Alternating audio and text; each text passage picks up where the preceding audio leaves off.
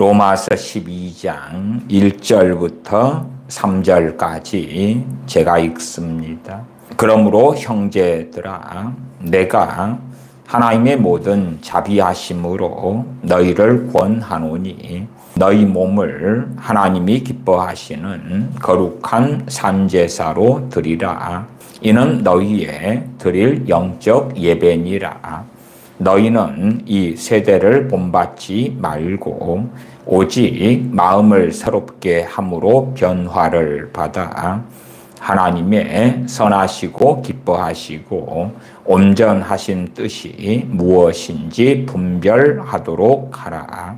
내게 주신 은혜로 말미암아 너희 중 각 사람에게 말하노니 마땅히 생각할 그 이상의 생각을 품지 말고 오직 하나님께서 각 사람에게 나누어 주신 믿음의 분량대로 지혜롭게 생각하라. 아멘. 유기성 목사님은 생각을 통하여 하나님께서 말씀하신다. 그리고 생각이 하나님께서 말씀하시는 주된 통로라고 주장합니다. 어떤 면에서는 주된 것을 넘어서서 거의 전부 다인 것처럼 주장하지요. 그래서 그는 설교하면서 베드로 사도가 본 환상도 또한 사도 바울이 본 마게도냐 사람의 환상 등도 마치 기도하는 중에 생각을 통하여 하나님께서 주신 것인 양 그렇게 잘못 예제를 사용하여서 자신의 주장을 강화시키기도 했습니다. 더 나아가서는 지난 시간에 살펴본 것처럼 유기성 목사님이란 분은 기도에 대하여 그렇게 주장하고 있었습니다. 21분에 보면 기도는 하나님께 내 문제를 아뢰는 것만으로만 이해를 합니다. 그러나 정말 놀라운 하나님의 계획은 기도하는 시간에 하나님이 우리에게 말씀하시는 거예요. 베드로 사도가 기도하는 중에 환상을 본 게 사실이고 청년 사울이 기도하는 중에 주님께서 그에게 말씀하시는 것을 들은 것도 사실이고 또한 베드로 사도도 기도하는 중에 비몽사몽간에 환상을 본 것이 사실입니다. 그러나 그것이 결코 모든 믿는 사람들이 날마다 항상 매일 벌어지는 일은 결코 아닌 것입니다. 그건 정말 특별한 일이었습니다. 특별한 일이었기 때문에 사도행전에 그런 사건들이 특별하게 기록되어져 있지요. 우리가 가족끼리 식사를 하더라도 그것이 특별한 식사, 기억할 만한 식사를 했다면 또한 그것이 중요한 삶의 행복이 되었다면 추억할 만하고 기억할 만하겠지요. 사도행전의 베드로 사도나 사도 바울이나 사도 바울이 청년 사울 때나 혹은 주님의 제자 아나니아가 주님께 받은 응답 등 그런 것은 어떤 특별한 전환점, 이정표 또한 정말 중요한 때에 주어진 것입니다. 그것을 이제 유기성 목사님이라는 분은 모든 믿는 사람에게 날마다 매일 수도 없이 그것을 경험할 수 있다고 주장을 했습니다. 베드로 사도나 사도 바울 등이 본 환상은 우리가 조작해내기 어렵지요. 수도 없이 보고 싶으나 그렇지 않잖아요. 심지어 여러분이 어떤 황홀한 개꿈을 꾸었다고 합시다. 제 어릴 때도 그런 개꿈을 꾼 적들이 있는데 제가 계속 길을 가는데 돈이 떨어져 있는 거예요. 돈을 또 주어, 또 돈을 주어, 또 돈을 주어, 또 돈을 주어 얼마나 행복한지. 꿈을 깨니까 그것이 당연히 현실이 아닌 줄 알아도 너무나 그 꿈은 개꿈이지만 행복했었다. 그 말이에요. 그러나 그러한 행복한 경험을 가져오는 개꿈도 우리가 매일 날마다 수도 없이 꾸고 싶어도 자의적으로 가능하지가 않지요.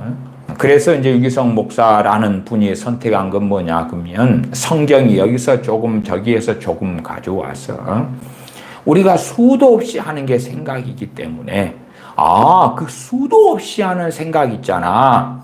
거기에서 주님 주시는 음성이 있어. 그럼 잘 골라내보자. 수도 없이 주는 음성이 있어. 하나님께서 주시는 음성을 수도 없이 일어나는 생각 가운데 있다고 주장할까? 그런 가운데 이제 기도를 거기에 집어넣었습니다. 일상적으로 생활하다가 그 떠오르는 생각, 그것이 주님의 음성이다. 그러면 좀 신령하지 않을 수 있잖아요. 그것보다는 우리가 기도합니다. 기도하는데 정말 놀라운 하나님의 계획은 기도하는 시간에 하나님 우리에게 말씀하시는 거예요. 그리고 이분이 조금 있다가는 뭘로 말을 바꾸냐 그러면 예수 동행일기를 쓰시면 신비롭게 뭔가가 튀어나와서 주님의 음성이 써진다는 식으로 또 말을 바꾸어요. 예수 동행일기를 쓰는 것, 소위 영성일기를 쓰는 것하고 기도하는 것은 같습니까? 틀립니까? 다른 거잖아요. 말을 교묘하게 바꿔갑니다.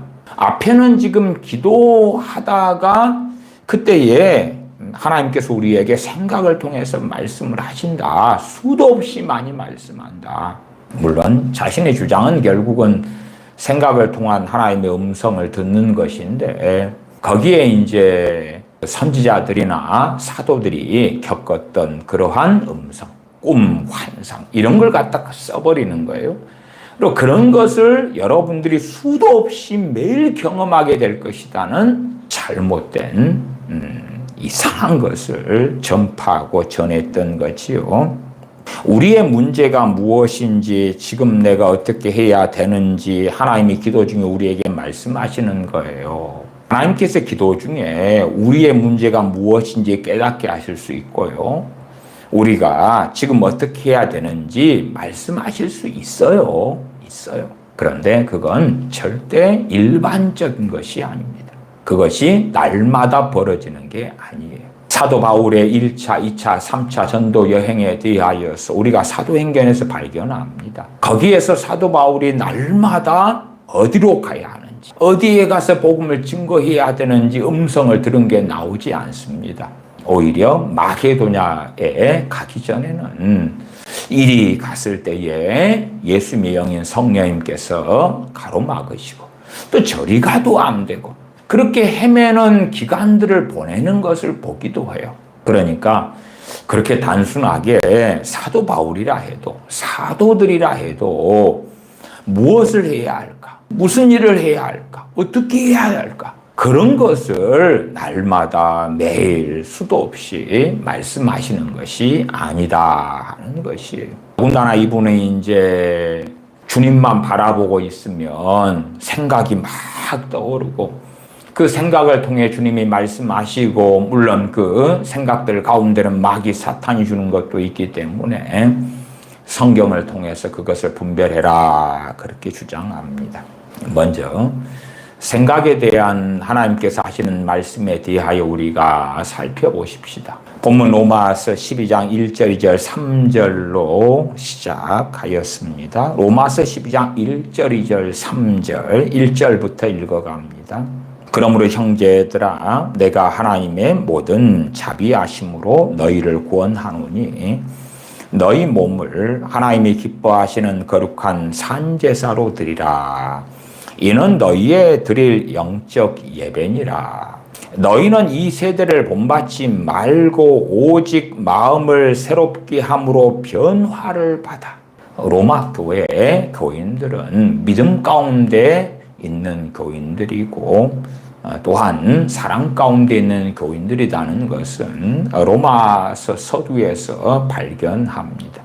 그럼에도 완벽한 변화가 어디 있겠습니까? 주님 믿자마자 신앙생활 조금 했는데 영적인 장성한 자가 쉬 되는 게 어디 있겠습니까? 그들도 점점점 주님을 닮아가야 되고 변화될 부분은 많은 것이 사실입니다. 그래서 믿음과 사랑 가운데 있는 로마 교인들에게 2절에 너희는 이 세대를 본받지 말고 오직 마음을 새롭게 함으로 변화를 받으라고 말씀하고 있는 것입니다. 그러면 어떤 사람이 아직 이 세대를 본받고 있는 중이에요. 그 사람의 생각에는 무엇이 그렇게 많이 일어나겠는가? 더군다나 많은 생각을 통하여 혹은 여러 가지 죄들을 통하여 마귀 역사가 많이 침입해버린 사람들은 그들의 생각은 마귀의 놀이터가 되고 맙니다. 그렇기 때문에 실제로 마귀의 공격이 생각을 통하여는 정말로 많습니다. 생각을 통하여 아주 많습니다. 물론 생각외에 감정을 통해서도 참 많이 공격하는 게 사실이에요. 그의 억울함의 감정에 기름을 붓는다든지 그의 원한에 기름을 붓는다든지 말하자면 그가 미워하는 대상을 계속하여 생각나게 해주는 거지요. 성령님께서도 보시면 내가 너희에게 한 말을 생각나게 하시리라. 그건 진리에 대한 이야기지요. 하나님의 말씀, 주님의 말씀에 대한 이야기를 생각나게 하시는 성령님의 사역을 이야기하는 것입니다. 물론 어리석은 사람들은 말씀만 생각나면 다 성령의 역사십니다 생각하지요. 그러나 결코 그렇지 않다는 것은 너무나 뻔하지 않습니까? 이단에 속한 사람, 사이비에 속한 사람들이 어느 때에 말씀이 생각나가지고 그 다음에 깨달음이 와버리고 이단 사이비를 만들어 가고 참여하는 그런 일들은 비일비재하게 벌어집니다. 또한 어떤 정상적인 믿는 사람이 말씀이 생각나가지고 유감스럽게 미혹되어서 잘못된 길로 걸어가는 일들도 종종 벌어지는 것입니다. 그렇기 때문에 말씀이 생각난다 해서 그것이 지금 현재 내 삶과 딱 맞아떨어지도록 내 삶에 걸어갈 길을 인도해 주시는 성령님으로 인하여 생각나게 되는 말씀인 것은 아니다. 최소한 우리가 말씀이 생각날 때에 이게 주님께로부터 온 것인 것 같다. 그 정도 되려면 깨어 있어야 돼. 그렇지. 내가 정욕대로 살아가면서 어느 때 말씀이 생각났어. 그러니까 성령으로부터 온 것이야. 그렇다면 그는 어리석은 사람이 되고 맙니다. 2절에 너희는 이 세대를 본받지 말고 마음을 새롭게 함으로 변화를 받아. 공동번역에서는 마음을 새롭게 하여 새 사람이 되십시오. 하반에 하나님의 선하시고 기뻐하시고 온전하신 뜻이 무엇인지 분별하도록 하라. 그러니까 분별을 성령님께서 해주신다는 이야기입니까? 우리가 해야 되는 것입니까? 우리가 해야 되는 것입니다. 물론 그렇다 해서 성령님의 도우심이나 사역에 분별을 도와주시는 것이 없다는 것은 아닙니다. 그러나 중심과 주체를 이야기하고 있는 것입니다. 고린도전서 12장에 성령님의 은사들 가운데 영들 분별함의 은사가 있습니다. 그래서 성령님께서 영분별의 은사를 통하여 분별하도록 도우시는 사역을 하시기도 하지요. 그러나 우리 누구나에게 해당되는 것은 결코 아닙니다. 그리고 우리 누구나에게 해당되는 것은 로마서 12장 2절의 말씀처럼 다시 처음부터 보면 이 세대를 본받지 말아라. 누구에게나 믿는 사람 그 누구에게나 해당되는 말씀. 오직 마음을 새롭게 함으로 변화를 받아라. 우리가 변화의 책임이 우리에게 있기 때문에 변화시켜 주십시오. 기도하고 그 기도의 응답이 나타날 수도 있어요. 그러나 정말 우리가 변화시켜 달라고 하는 그 우리의 부르짖음에 주님께서 얼마나 응답하시고 얼마나 도와주실지는 주님의 소관이지. 그 진정성이 어찌 되느냐 등등등 많은 부분을 보시고 주님께서는 그 진실한 기도에는 응답하시겠지요. 그럼에도 변화의 책임은 주님께 있는 게 아니라 우리 자신에게 있는 것. 우리 자신에게. 얼마나 믿음으로 나아가고 진리에 따라 살려고 하고 말씀을 깨닫고 순종하려 하고 또한 내가 가능하지 않는 부분들을 얼마나 기도로 주님께 나아가 아버지께 나아가 의탁하고 의지하는가. 책임이 이 변화의 책임이 우리에게 있단 말이에요. 각자 자신에게 있다 그 말이에요. 우리가 남편이나 아내나 부모, 형제, 자식의 변화를 위하여 기도해 줄 수는 있어요. 그리고 어떤 경우에는 그 기도가 도움이 될 거예요. 그러나 내 자식이라면 변화의 책임은 누가 있지요? 그 자식에게 있어요. 자식에게. 우리 주님께서 우리의 구원에 대하여 십자가에서 이루어 주셨어요. 그러나 그 십자가에 이루어 주신 그 구원을 내 것으로 만드느냐? 그것은 나의 책임이고 그것은 또한 모든 사람 각자의 책임인 거예요. 그러하지 주님께서 운명적으로 강제로 누군가를 구원시켜 주셔버리거나 또한 누군가를 강제로 변화시켜 줘버리시거나 그렇지 않아요. 사람들이 잘못 기대하고 기도하는 것 중에 하나는 소위 사람들이 원하는 중보기도 같은 거지요. 특별히 내 자식을 위하여 기도를 많이 할 테니까 이 기도를 통하여 강제로 개종을 시켜버리는 거예요.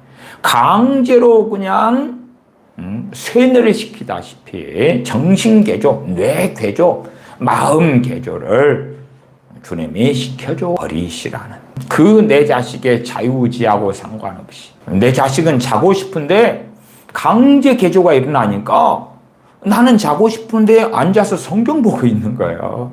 나는 영화관에 가서 영화를 보고 싶은데 강제로 그냥 자기 마음에도 없는데 찬송을 부르고 있는 거예요. 그러면 정신착란이 일어나고 정신병이 발생하겠지요. 그러나 그러한 삶을 부모들이 그건 좋은 것이니까 영화관에 가기보다 찬송을 부르는 게 더 좋은 거잖아. 그러면 강제로 그런 일이 벌어져야 돼. 그런 것을 기대하고 기도하기도 하죠. 심지어는 이제 그걸 넘어섰어요.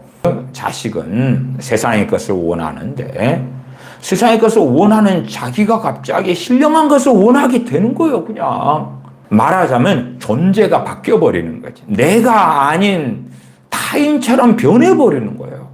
그런 것을 좋은 것이니까 기도를 통하여 이루어야 돼. 그러한 망상에 들기도 합니다. 그러나 변화의 책임은 각 개인에게 있는 것입니다. 변화의 원천은 주님이 되시며 성령님이 되시며 아버지 하나님께서 되십니다. 변화의 원천은 변화의 능력도 거기서 옵니다. 그러나 그것을 얼마나 원하느냐. 또한 변화의 원천의 핵심 중에 하나가 말씀 아닙니까? 하나님의 말씀이죠.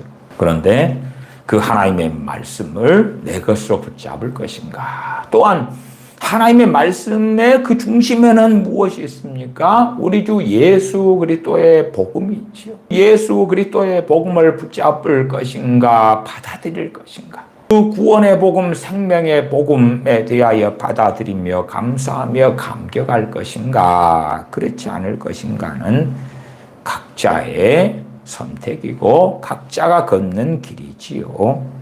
분별하는 책임은 우리에게 있지요. 그래서 이렇게 말씀하고 있는 거예요. 하나님의 선하시고 기뻐하시고 온전하신 뜻이 무엇인지 분별하도록 하라. 그렇게 말씀하시는 거예요. 3절 내게 주신 은혜로 말미암아 너희 중 각 사람에게 말하노니 마땅히 생각할 그 이상의 생각을 품지 말고. 실상은요, 유기성 목사님은요 사도들에게 말씀하신 것처럼 그렇게 말씀하시는 것이 우리 누구에게나 하루에도 무수하게 나타나는데 그것은 생각을 통해서 그렇다. 그리고 실상은 로마서 12장 3절에 마땅히 생각할 그 이상의 생각을 품지 말라고 했는데 마땅히 생각할 그 이상의 생각을 품게 하는 거죠. 품게 해. 그것은 미혹이 되는 것이고 그것은 잘못된 길로 소경들을 인도하는 가르침이 됩니다. 더군다나 마땅히 생각할 그 이상의 생각을 품지 말아라. 그러면 어떤 사람이 이건 마땅히 생각할 바인가? 이것은 생각할 것을 넘어서는 것인가? 그래서 생각에 대한 말씀을 하고 있고 마땅히 생각할 그 이상의 생각을 품지 말라고 우리에게 말씀하지요. 오직 하나님께서 각 사람에게 나누어 주신 믿음의 분량대로 지혜롭게 생각하라. 믿음의 분량대로. 하나님께서 각 사람에게 나누어 주신 믿음의 분량대로. 이것을 12장 4절로 한다면 그런 거지요. 4절. 우리가 한 몸에 많은 지체를 가졌으나 모든 지체가 같은 직분을 가진 것이 아니니. 6절에 우리에게 주신 은혜대로 받은 은사가 각각 다르니.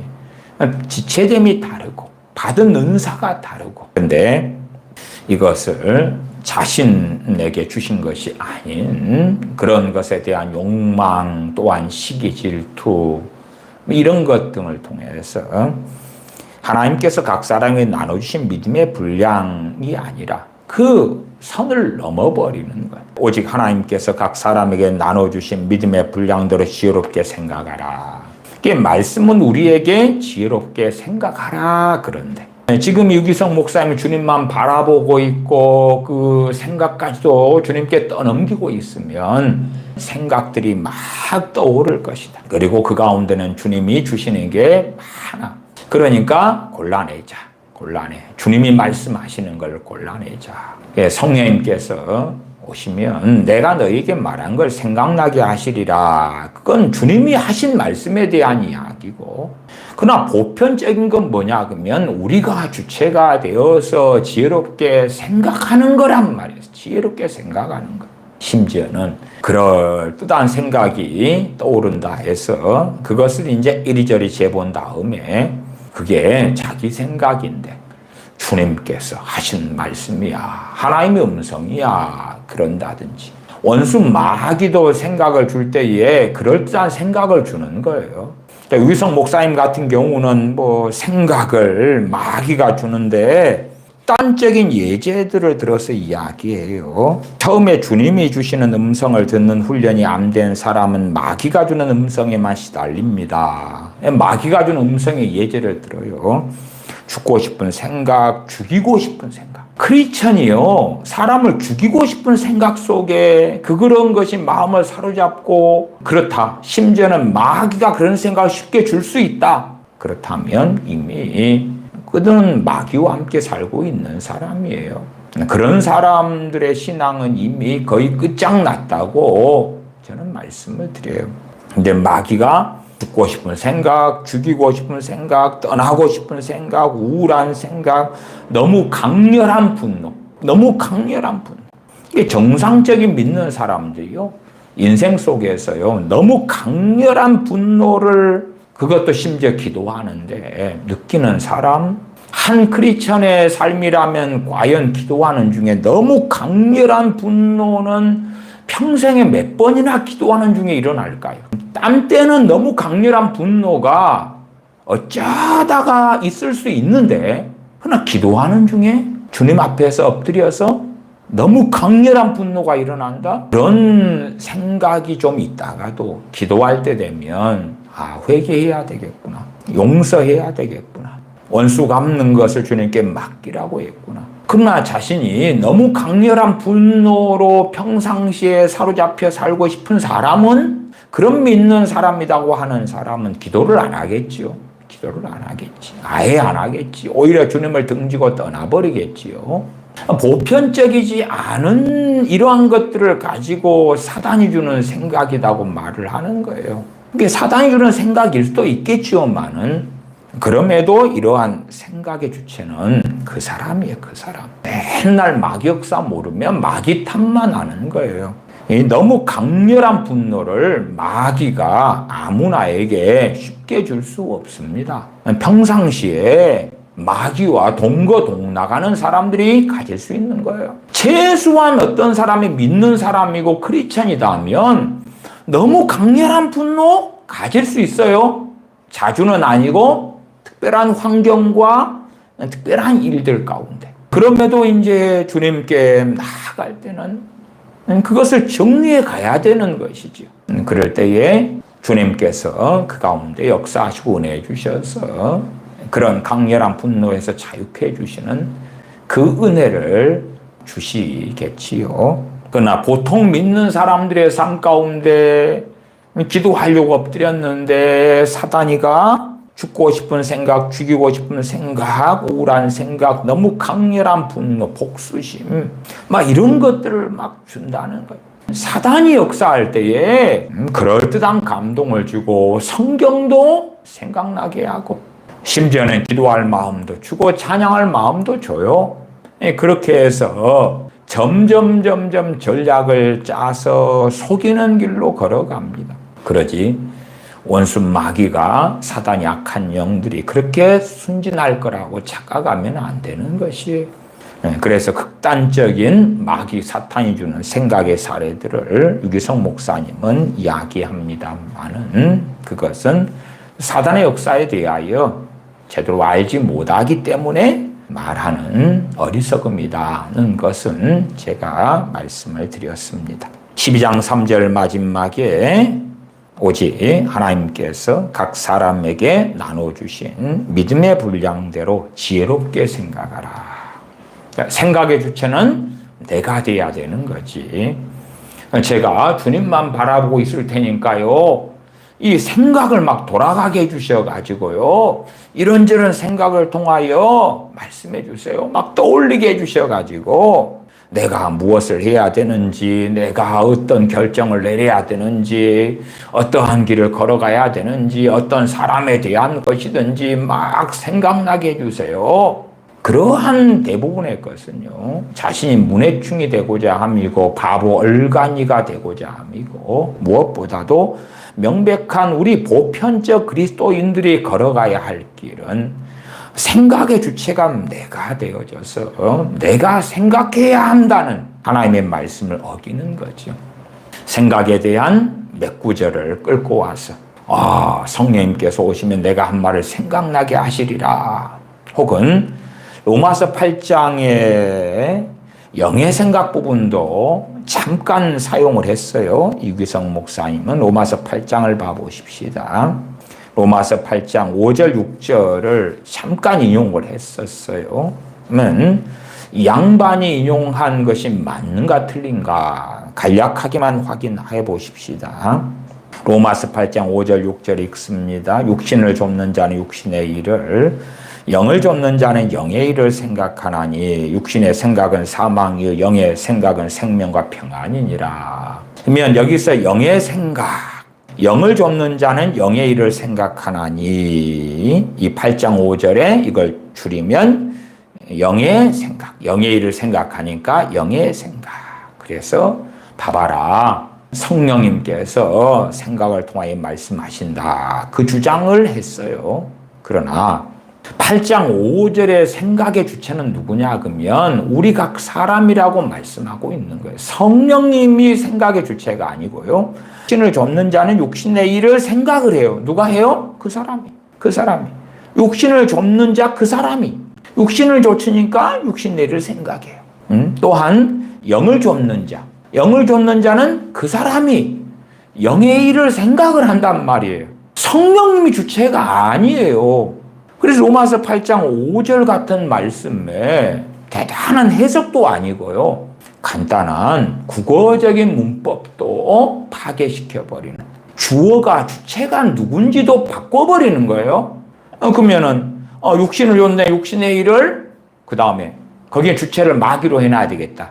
그러면 그 사람도 면죄부를 좀 받을 수 있을 것이고, 육신의 일을 좇는 자에게는 마귀가 육신의 일을 생각하게 해주고, 그 다음에 영을 좇는 자는, 여기서 영은 성령님이시지요. 성령님을 좇는 사람은 이 성령님의 일을 성령님이 생각나게 해주시고, 그러면 8장 5절의 주체는 이제 마귀하고 성령님이 돼야 되겠지. 그러나 그렇지 않지요. 8장 5절의 주체는 로마에 믿는 사람들이면 그 사람들. 로마 교인들 가운데서도 동일한 한 사람이라 그래도 그 사람이 어떤 때는 육신의 일을 좇는 자가 되고 어떨 때는 영의 일을 좇는 자가 되는 거예요. 또한 로마에 믿는 사람들이 많은 중에 그 중에 어떤 사람은 육신을 좇는 자로 현재 살고 어떤 사람은 영을 좇는 자로 산다 그 말이에요. 그래서 그 해당되는 사람이죠. 우리는 우리대로, 그들은 그들대로 육신을 좇는 자는 육신의 일을 생각해요. 누가요? 육신을 좇는 자 그 사람이. 영을 좇는 자는 영의 일을 생각해요. 누가요? 영을 좇는 자 그 사람이. 그런데 이것을 영의 생각 그래가지고 봐봐라. 이 영의 생각은 성령의 생각인데 성령님께서 우리가 기도할 때 되면 주님의 음성, 하나님의 음성으로 생각으로 말씀하신다. 그렇게 얼토당토 않게 생각을 통한 하나님의 음성을 주장하면서 로마서 8장 5절, 6절을 근거구절로 유기성 목사님이라는 사람을 썼단 말이에요. 그건 불법이에요, 불법. 그건 미혹이에요. 그것은 한 걸음 나아가서 악한 것이 악한 것. 나이가 얼마나 많습니까? 이제 60대 중반 아닙니까? 그러면은 자기가 한 30대 때 아직은 잘 몰라서 혹은 20대 때 뭘 몰라가지고 그렇게 했다. 그러면 좀 이해를 하지요. 아이고 내가 그때 몰라서 그렇게 설교했어요. 그러면 그런 걸 고치고 그런 설교들 내리고 정리하고 그래야 될 거 아니에요? 그러나 이렇게 로마서 8장 5절 6절 말씀에 전혀 문맥 맥락도 안 맞는 것을 수십 년째 주장하고 있는 거 수십 년째. 그리고 이런 설교는 조회수가 287만 조회가 재작년 2022년 7월 29일 날 올라온 설교인데 그렇게 많이 듣는 거예요. 그러나 돌이키지도 않아요. 광범위한 미혹을 퍼뜨려 나가죠. 무엇을 통해서? 성경 말씀 몇 구절을 인용해가지고 자기가 주장하고 싶은 것을 주장한다 그 말이에요. 정말로 말도 안 되죠. 생각에 대한 성경 말씀들을 좀 더 봐가십시다. 이게 유성 목사님 이 사람은 좀 신령한 것처럼 교인들에게 살자 그러면서 무엇을 해야 될지 어떻게 해야 될지 어떤 결정을 내려야 될지를 주님만 바라보고 있으면 놀라운 하나님의 교회 가운데 하나님께서 말씀하신다는 거예요. 생각을 통해서. 그럼 도대체 생각을 통해서 각 사람이 걸어야 될 길이 어떤 길이냐. 고린도전서 7장을 보십시다. 고린도전서 7장 36절 37절을 제가 읽습니다. 누가 자기의 처녀딸에 대한 일이 이치 합당치 못한 줄로 생각할 때에 이게 누가 처녀딸로 번역됐는데 물론 번역의 문제까지는 제가 안 다루겠습니다. 처녀딸이다 그러면은 이제 아버지죠. 딸의 아버지. 근데 자기의 처녀딸에 대한 일이 이치 합당치 못한 줄로 생각할 때에 누가 생각해요? 그 아버지. 이 아버지가 누굽니까? 크리스천이에요. 크리스천. 당시에는 처녀딸에 대한 결혼에 상당한 권리가 아버지에게 있었단 말이에요. 그러니까 처녀딸 너가 어떻게 할까가 아니라 아버지에게 이야기하고 있는 거예요.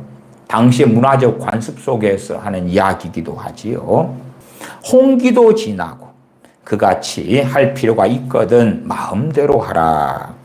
이것은 죄 짓는 것이 아니니 혼인하게 하라. 이게 생각을 하는 거예요. 생각을 해가지고 이런 결정을 내려라. 그런 것이에요. 37절 그러나 그 마음을 굳게 하고 또 부득이한 일도 없고 자기 뜻대로 할 권리가 있어서 자기 뜻대로 할 권리가 있다.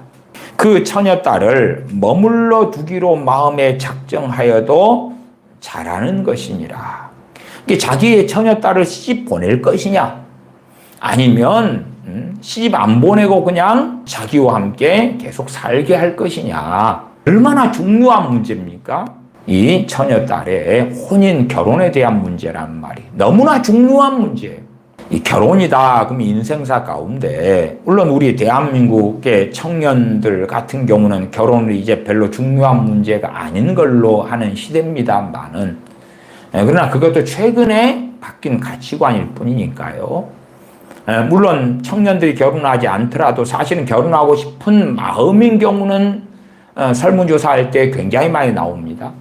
결혼하고 싶은데 현실이 안 된다는 이야기를 하고 있는 것이지, 결혼은 조건이 좋고 할 수만 있다면 하고 싶다, 그런 이야기는 해요. 처녀 아가씨인데 평생 노처녀로 그냥 살다가, 아버지와 살다가 죽을 것이냐, 홍기를 지나고 노처녀로 살다가 인생을 마감할 것이냐, 아니면 결혼할 것이냐, 결혼해서 내 가정을 꾸리고 남편과 자녀들과 함께 살 것이냐. 정말 작은 문제는 아닙니다.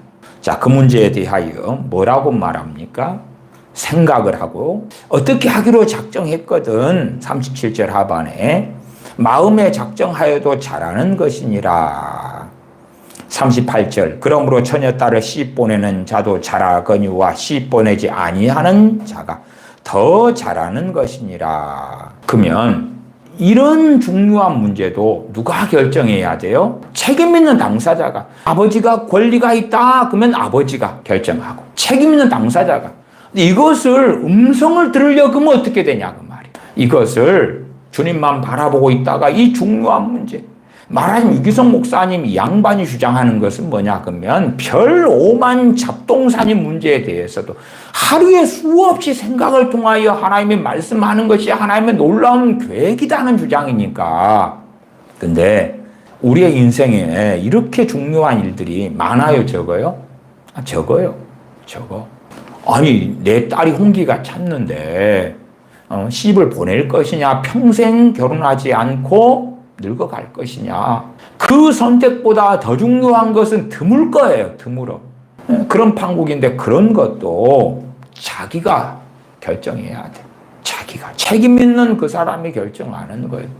지금 시대 같으면 이제 처녀딸의 아버지가 아니라 그 해당되는 당사자가 결정하는 시대지요.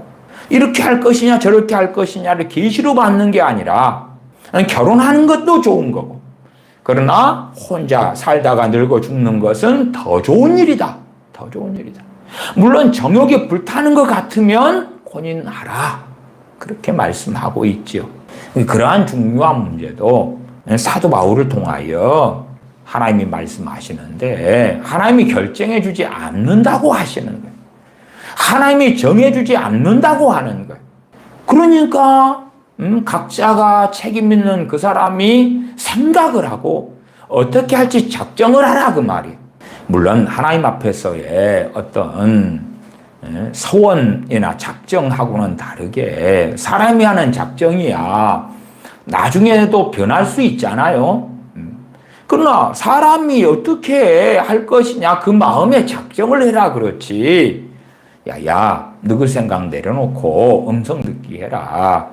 너희 생각 내려놓고 주님은 어떻게 말씀하실지, 뭐라고 말씀하실지 우리가 들어보자, 그러는 게 아니라 그 말이에요. 이게 사람들이 자신이 해야 될 선택, 자기가 해야 될 생각, 더군다나 지혜롭게 생각하라, 그것을 책임을 주님께, 하나님께 떠넘기고 싶어 하는 거예요. 이 결혼의 문제에, 이 중요한 문제에도 누가 생각해야 돼요? 당사자가, 책임 있는 당사자가 생각을 해야 된다 그 말이에요. 이것이 하나님의 명령이에요. 이게 하나님의 명령이에요. 그런데 사람들은 그렇게 하기 싫어해요. 아무리 많은 생각이 막 튀어나와서 진짜 주님이 주신 음성이에요 막 외치지만은 그 중에 진짜가 어디가 있겠는가 그 말이에요. 이 중차대한 결혼의 문제도 자기들이 생각하고 자기들이 작정해야 돼. 어떻게 하기로 하겠다, 그렇게 말씀하고 있는 거지. 이럴까요 저럴까요. 그래서 이 점치는 점쟁이들이 돈을 잘 버는 거예요. 오늘 저녁에 뭐 먹을지 응답을 받고 싶어. 자식 어느 학원에 보낼지도 응답받고 싶어. 대학 어디 갈지도 응답받고 싶어. 어느 과에 갈지도 응답받고 싶어. 응답해 준다는 건 뭐예요? 가장 최상의 것을 주신다는 이야기가 될 테니까 응답받고 싶은 거예요. 지금 현재 대학 나와서 기업에 지원서를 내지요. 뭐 어디에 쓸 것인지 응답받고 싶어. 응답해 주시면 거기에 지원서를 내면 합격. 언제부터 일하러 나오세요. 그렇게 될 거라고 믿는 거지요. 그래서 결정을 주님 내려주세요. 뭐 음성 듣기 하기 좋아. 그리고 어리석은 길을 걸어가죠. 빌립보서 4장을 보겠습니다. 빌립보서 4장입니다.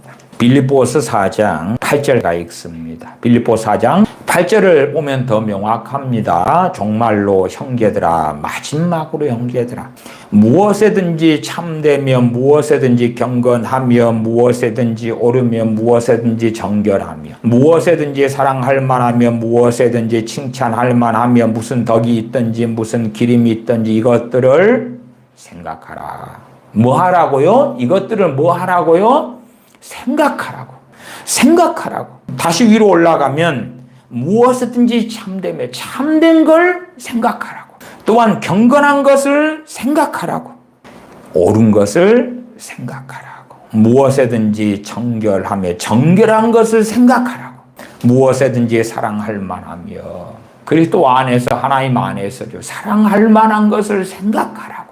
생각하라고. 무엇에든지 칭찬할 만하며 칭찬한 것, 누가 칭찬하시는 거겠어요? 하나님께서지요. 그걸 생각하라고. 무슨 덕이 있든지 덕에 대한 것, 기림에 대한 것, 그것들을 생각하라고. 생각하라고. 정말 적극적으로 생각해야 될 것을 명하시는 거예요. 자, 학생이 영어 공부를 해요. 그럼 뭘 생각해야 돼? 영어를 생각해야 되지. 영어 회화든지 독해든지 단어든지 문장이든지 문법이든지 생각해야 될 거 아니에요, 항상. 그래서 공부를 부지런히 하는 이유는 왜 그래요? 시험 문제가 나왔을 때에 아니면 그 공부한 것을 쓸 때가 됐을 때에 생각나게 하려고 그렇잖아요. 생각나게 하려고. 그래서 당연하게 우리가 빌립보서 4장 8절의 말씀대로 생각하고 산다면 자주 생각나겠죠.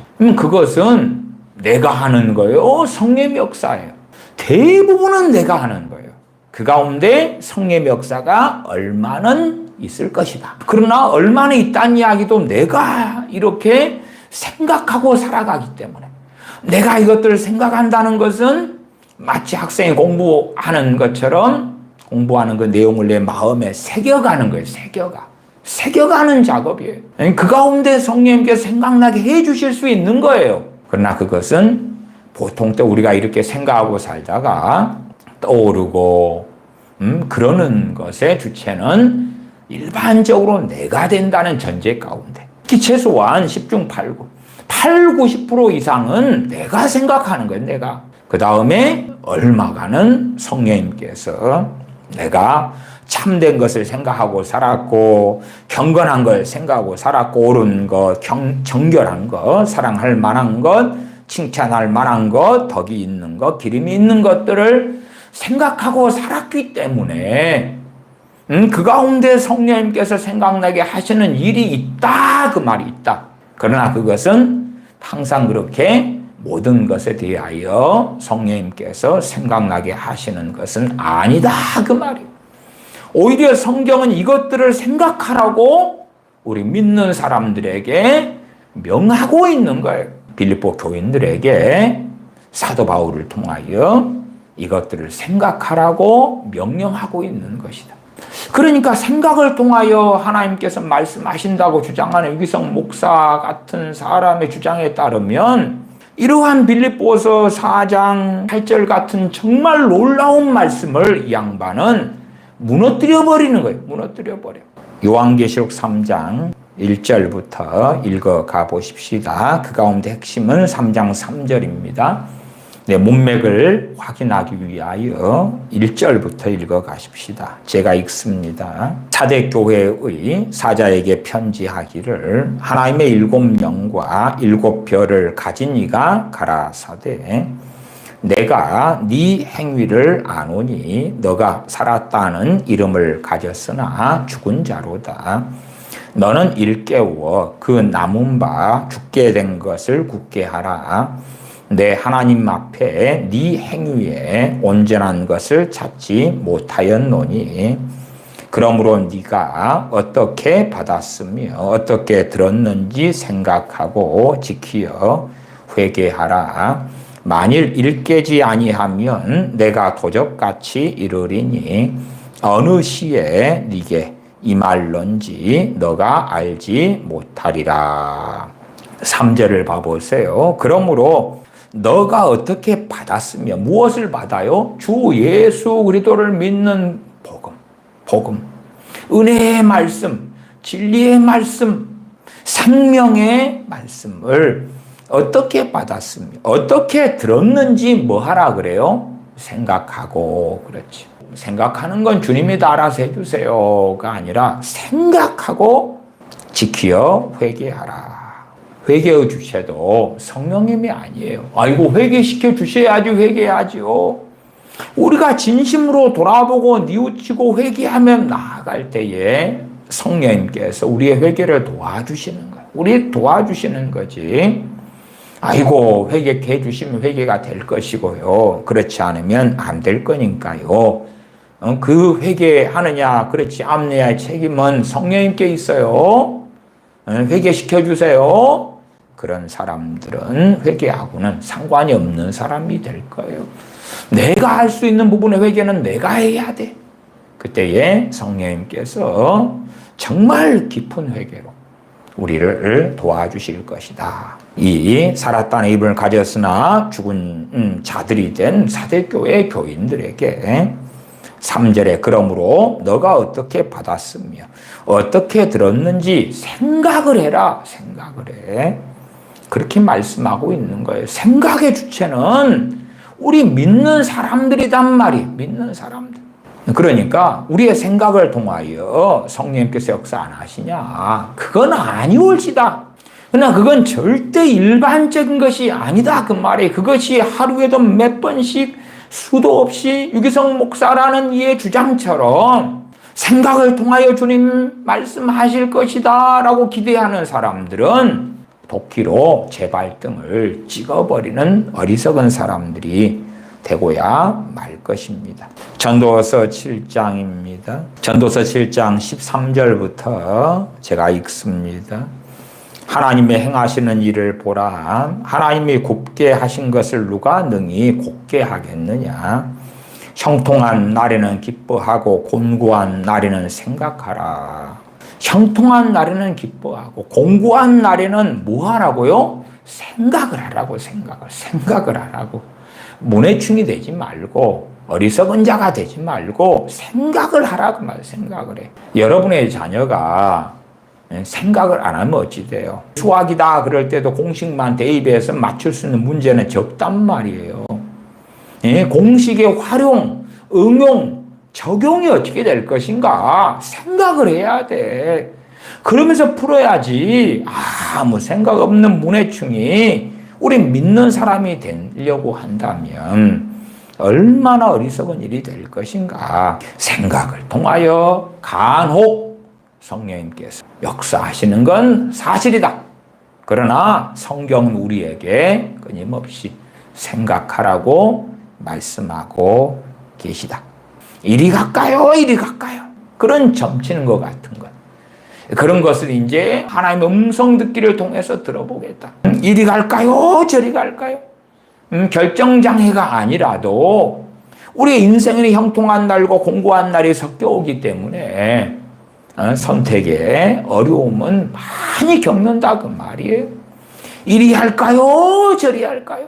그러나 그것을 헤아려 알지 못하게 하나님이 하셨기 때문에 더 좋은 걸 선택하고 싶은 욕망이 있지요. 그래서 하나님 음성 듣기에 더 현혹되고 미혹되는 것이 지금의 현실이다. 신명기 32장을 보십시다. 신명기 32장입니다. 신명기 32장 7절 제가 읽습니다. 옛날을 기억하라. 역대의 연대를 생각하라.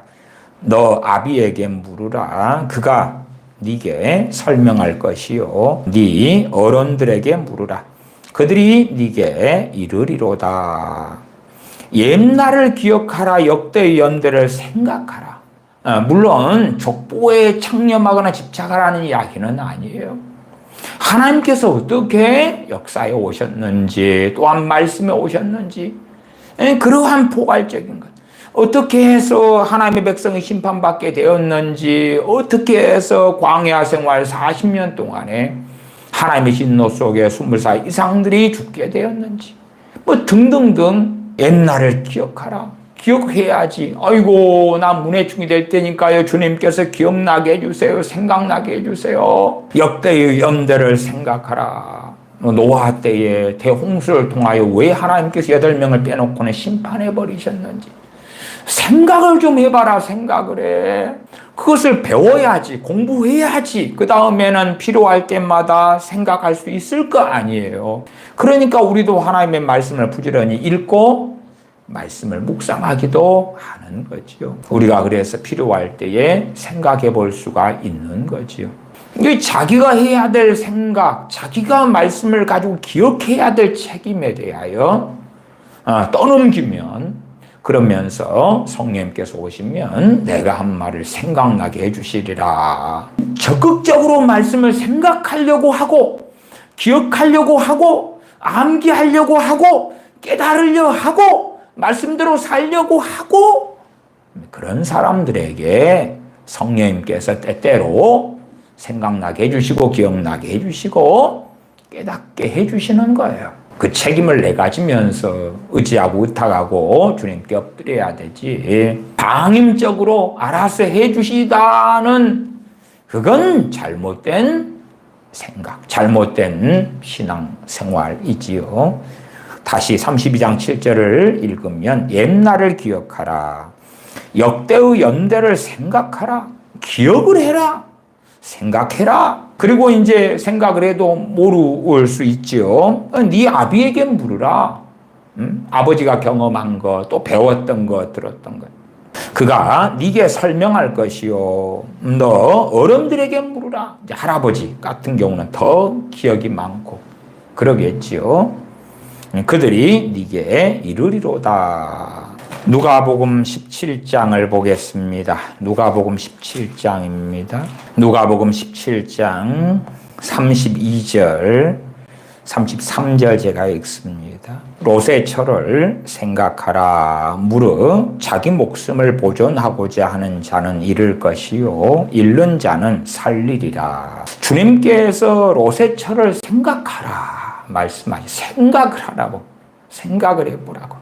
그냥 주님께서 제자들의 머리를 탁탁 터치해주고 주님 말씀 듣는 사람들을 탁탁 터치해주니까 성령님께서 롯의 처가 갑자기 막 생각나는 거예요.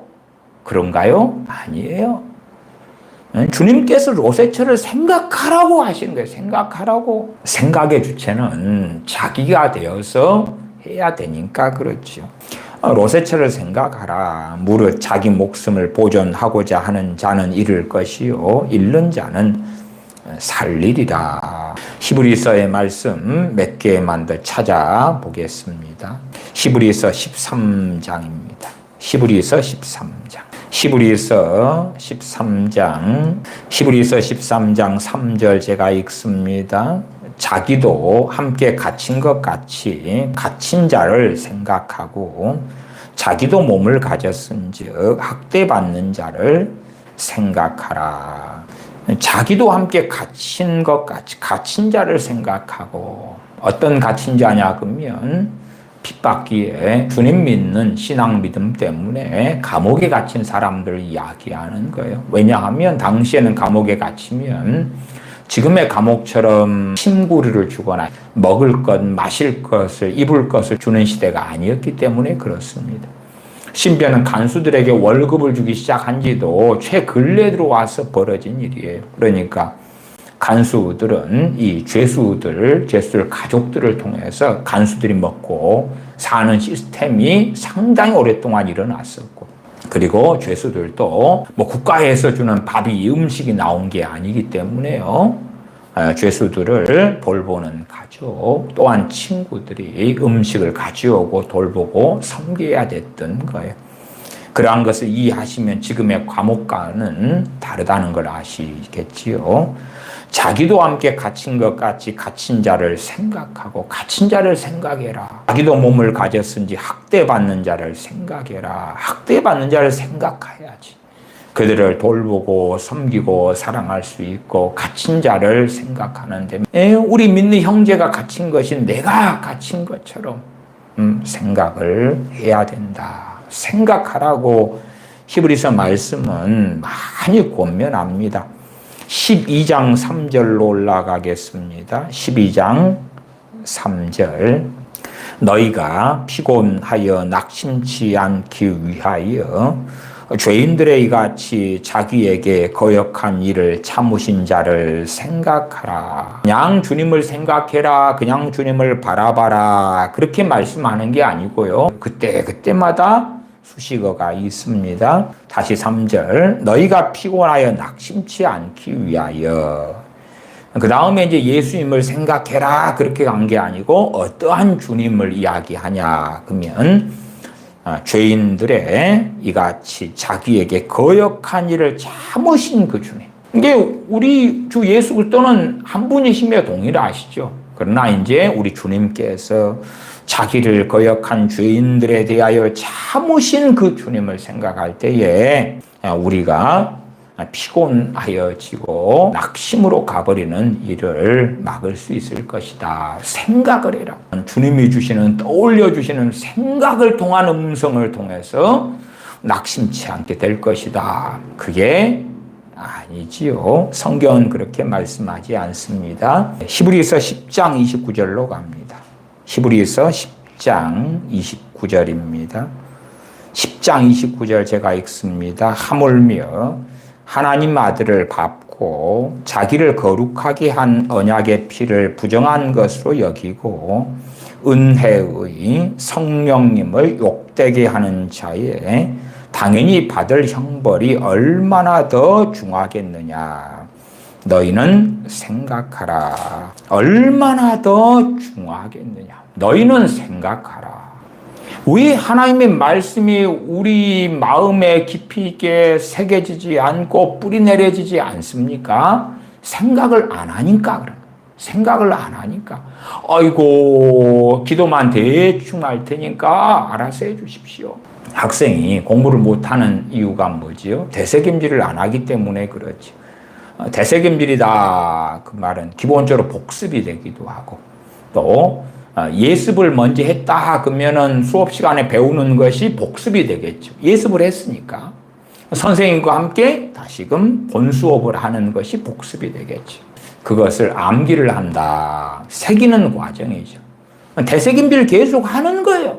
소가 4개 위장을 가지고 되새김질을 하는 것처럼 그렇게 계속하여 새김질을 하는 거예요. 그러한 것이 얼마나 중요한가 말씀하고 있는데 우리는 그렇게 하지 않는 거예요. 왜?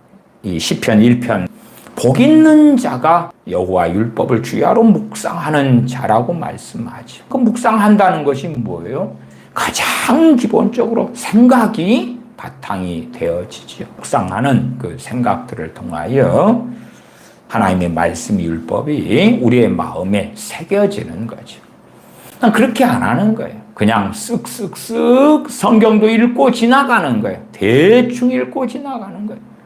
이 말씀이 어찌 될까 살펴보려 하지 않고. 저는 그래도 어릴 때 성경 읽을 때에 관주 성경이 꽤 도움이 되었었어요. 왜냐하면 당시에는 성경을 자세히 알려 해도 알만한 그러한 것들이 별로 없었어요. 80년대 이야기니까요.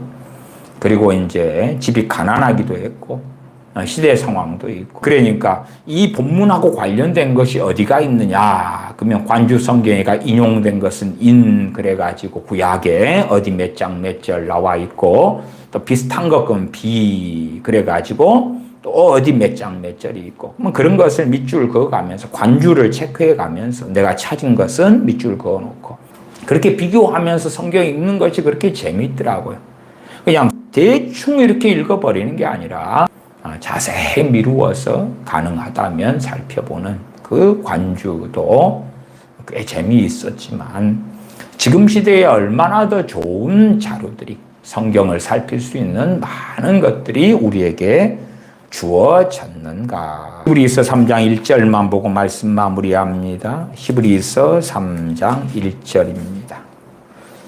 히브리서 3장 1절 제가 읽습니다. 그러므로 함께 하늘의 부르심을 입은 거룩한 형제들아, 우리의 믿는 도리의 사도시며 대제사장이신 예수님을 깊이 생각하라. 그냥 우리 주 예수 그리스도가 아니라 이것도 어떤 주님을 생각하라고 나와요. 유기성 목사님 같은 분은 예수님만 바라보자 막 그러지만은 동일하신 주님이시지만 어떤 걸 묵상하느냐, 어떤 걸 생각하느냐에 따라서 어떠한 예수 그리스도인가에 대하여 수식어가 있다 그 말이에요.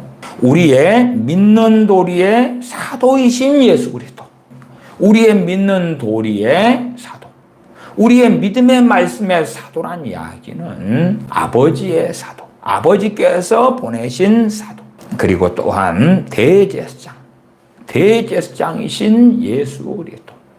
구약의 한시적이고 연약에 쌓여있는 그 대제사장이 아니라 단 한 번 자신의 피로 영원한 속죄를 이루시는 그 완벽한 유일한 대제사장이신 예수 그리스도. 자신의 피를 통하여 자신이 친히 중보자 되셔주신 그 대제사장의 사역이죠.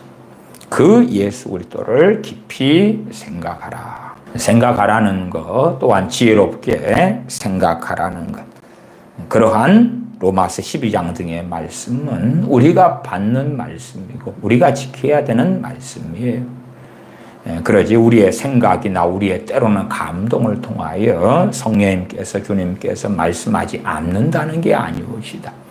그러나 그것은 보편적이고 일반적인 것이 아니기 때문에 성경을 통해 확인하는 사람들은 잘못된 가르침에 미혹에 넘어가지 말고 말씀에 따라 분별하고 지혜롭게 생각하고 또한 어떤 걸 묵상하고 어떤 걸 깊이 생각하고 로세처를 생각하라 하는 주님께서 누가복음 등을 통해 하신 말씀처럼 그렇게 말씀들을 가지고 생각을 해보는 거예요. 생각을 해보고 살펴보고 주님 앞에 머물러 그렇게 해 나갈 때에 성령님께서 말씀들을 깨닫게 해주실 것이다. 깨닫게 해주실 것이다. 또한 그러한 말씀이 필요할 때 생각나게도 해주실 것이다. 말씀에 불순종하고 살아간다면 우리의 생각은 마귀의 놀이터가 될 수밖에 없고 그리고 우리는 어리석은 자로 전락할 수밖에 없을 것입니다. 기도하겠습니다. 아버지 하나님, 생각에 관련하여 많은 미혹들이 우리나라 대한민국 교회에 퍼져왔고 많은 속임수들이 퍼져왔습니다. 하나님의 말씀을 읽고 살펴볼 때에 지혜롭게 생각하라고 명하시고 또한 분별하라고 명하심에 우리가 지혜롭게 진리를 따라 생각하고 하나님 앞에서 마음 먹고 때로 작정하고 묵상하고 살피고 주님을 사랑하는 가운데 살게 하여 주시옵소서. 그렇게 행할 때에 때때로 생각나게 해주시고 깨닫게 해주시는 성령님의 사역, 성령님의 도우심을 통하여 우리가 어리석어지지 아니하고 끝까지 주님 앞에 살아나갈 수 있는 줄을 믿사오니 전능하신 아버지여, 우리의 믿음의 길을 도와주시고 우리의 신앙생활을 도와주시고 우리의 경건생활을 도와주시고 복을 주시옵소서. 우리 주 예수님의 이름으로 기도하옵나이다. 아멘.